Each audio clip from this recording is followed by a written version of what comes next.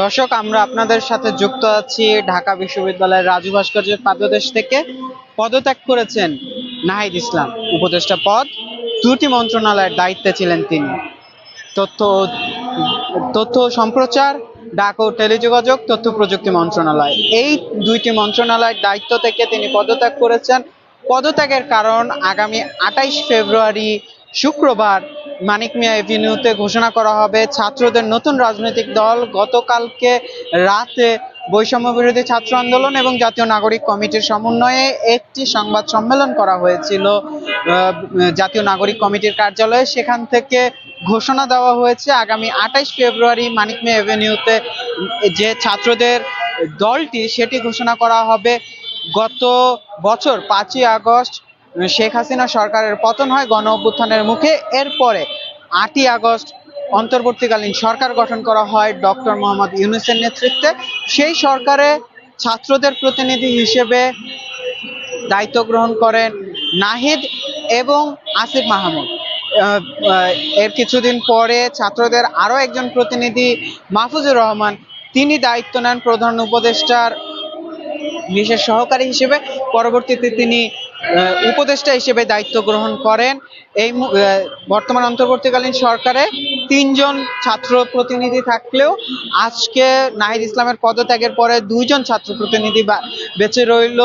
গত 5ই আগস্ট যে কোটা আন্দোলন থেকে যে আন্দোলনের শুরু, সেটি পরবর্তীতে জুলাই বিপ্লব অথবা আগস্ট বিপ্লব হিসেবে রূপ নেয় এবং গণ অভ্যুত্থানের রূপ নেয়। গণ অভ্যুত্থানের মুখে শেখ হাসিনার নেতৃত্বাধীন আওয়ামী লীগ সরকার পদত্যাগ করতে বাধ্য হয়। শেখ হাসিনা দেশ ছেড়ে ভারতে পালিয়ে যায়। ভারতে পালিয়ে যাওয়ার পরে 8ই আগস্ট যেই সরকারটি গঠিত হয়, অন্তর্বর্তীকালীন সরকার, সেই সরকার গঠন হওয়ার পর থেকে কিন্তু বিভিন্ন মহলে প্রশ্ন ছিল যে ছাত্ররা রাজনীতিতে আসবেন কিনা, বিশেষ করে বৈষম্য বিরোধী ছাত্র আন্দোলনের যারা প্রধান মুখগুলো ছিলেন তারা রাজনীতিতে আসবেন কিনা, কোনো নতুন রাজনৈতিক দল গঠন করবেন নাকি এক্সিস্টিং কোনো রাজনৈতিক দলে তারা তারা ঢুকবেন, এটি নিয়ে কিন্তু অনেক প্রশ্ন ছিল। কিন্তু প্রথম দিকটাতে তারা এই প্রশ্নের স্পষ্ট কোনো উত্তর না দিলেও কিন্তু পরবর্তীতে স্পষ্ট হয় তারা রাজনৈতিক দল গঠন করতে শুরু করে গঠন করার কথা ভাবছেন এবং রাজনৈতিক দল গঠন করবেন। যদিও এখন পর্যন্ত জানা যায়নি তাদের এই রাজনৈতিক দলের নাম কি হবে এবং এর গঠন এবং কাঠামো কেমন হবে সেটি জানা যায়নি। তবে তারা জানিয়েছেন যে জুলাই বিপ্লবের যে স্পিরিট, জুলাই বিপ্লবের যে সাধারণ মানুষের আকাঙ্ক্ষা, ছাত্রদের যে আকাঙ্ক্ষা, সেই আকাঙ্ক্ষা বাস্তবায়ন করতে এই রাজনৈতিক দলটি কাজ করবে।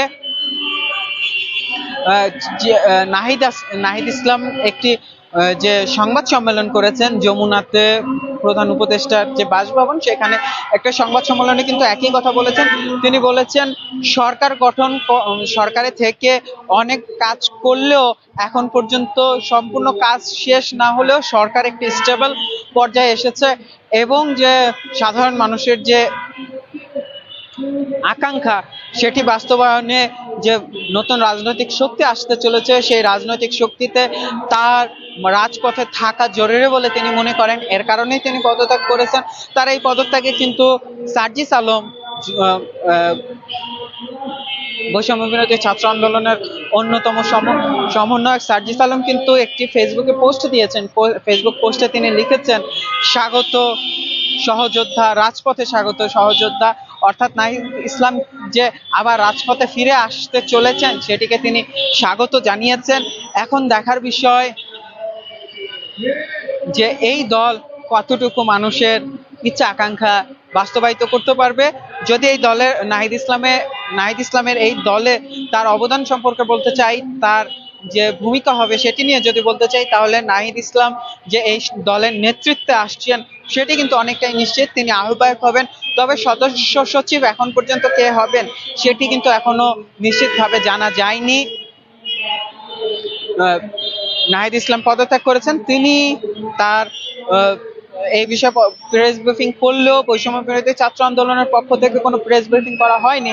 নাহিদ যখন রাজনৈতিক দল গঠন করার কথা বলা হচ্ছিল তখন বিভিন্ন মহল থেকে বলা হচ্ছিল, বিশেষ করে বিএনপির পক্ষ থেকে বলা হয়েছিল সরকারের থেকে কোনো রাজনৈতিক দল গঠন করা হলে সেটি তারা মানবেন না, এবং নাহিদ ইসলাম এর প্রেক্ষিতে বলে আসছিলেন যে তিনি যদি রাজনীতিতে আসেন, সরকার দল গঠন করা হয়, রাজনৈতিক দল গঠন করা হয়, তাহলে তিনি অবশ্যই পদত্যাগ করেই এখানে আসবেন।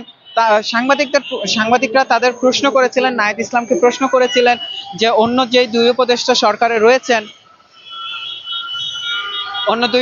যারা সরকারে রয়েছেন তারা পদত্যাগ করবেন কিনা, এই প্রশ্নের জবাবে নাহিদ ইসলাম বলেছেন যে তারা মনে করেন যে তাদের এখনো সরকারে থাকা প্রয়োজন, এর কারণে তারা পদত্যাগ করবেন না। এখনো যদি তারা ভবিষ্যতে রাজনীতিতে আসেন, রাজনীতি করা প্রয়োজন মনে করেন, তাহলে তারা পদত্যাগ করবেন অবশ্যই, এমনটা জানা গেছে।